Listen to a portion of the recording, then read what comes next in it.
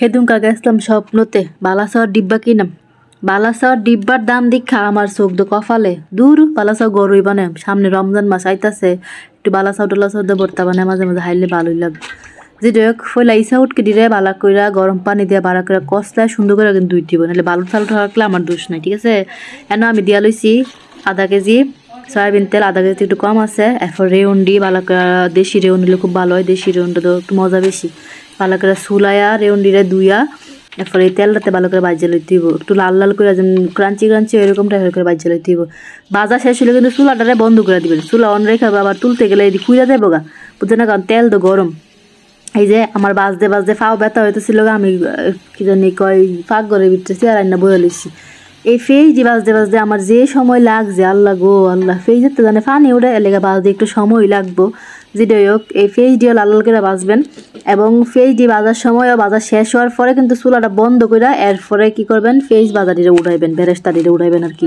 এরপরে যে হোক এই চিংড়ি হুটকিটিটা আমি বালা করে গরম পানি দিয়ে বালা করে ধুইয়া তারপর এরকম হাড়ির মধ্যে দিয়া রাখছিলাম পানি জড়ানোর লেগে। পানি টানি হুগাই গেছে মোটামুটি চিংড়ি উটকিটি দিয়া, চিংড়ি উটকিটিরে বাজা লইলাম ভালো করে তেলের মধ্যে।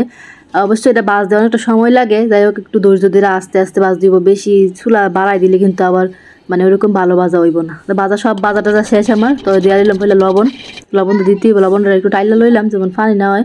এটার মধ্যে অল্প একটু তেল দিছি কেরে, কারণ এই যে অতলা যে জিনিস আপনি ডুবা তেলে বাজছেন, এটির মধ্যে তেল আছে লিগে এটার মধ্যে তেল কম দিবেন, দিয়া একটু শুকনা মরিচ বাজ্যা একটু বালা করে মানে গরম গরম করে টাইলা লইয়া সেরা। এরপর এটার মধ্যে মনে করেন একে একে সব দিয়া দিবেন আর কি। ফোলা দিয়ে দিলাম আমি চিংড়ি হুটকি ভাজা, কুরকুরি হয়েছে চিংড়ি হুটকি সব দিয়ে ভাজা অনেক সুন্দর হয়েছে। ওই যে বাজার পরে চুলাটা বন্ধ করে দিবেন।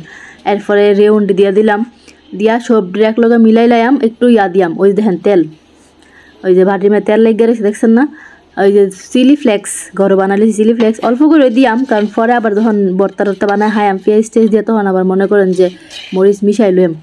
এই যে সবগুলি বালা করে একবারে জিলিমিলি করে লাইরা সাইরা একবারে ভালো করে মিশাই লইয়া এরপরে মনে করেন যে বোতলে করে রাখা দেবেন, যখন মন চায় মনে করেন নামায় একটু ভর্তা বানায় হাইবেন।